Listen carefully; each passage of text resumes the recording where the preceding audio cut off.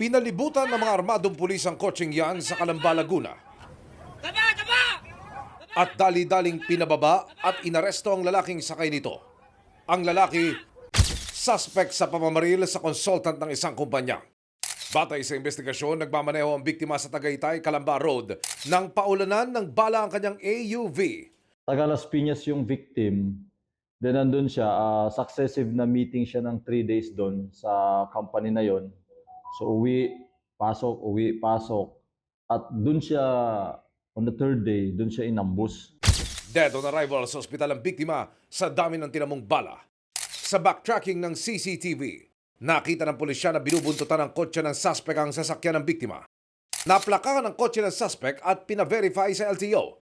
Lumabas na nirentahan lamang ito ng suspect pero may GPS ito kaya natunton sa Barangay Luok sa Calamba.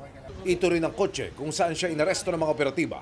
Nabigay nila sa amin yung address, pinuntahan namin sa Santa Rosa at very cooperative yung may-ari ng vehicle, pinarenta pala niya ito.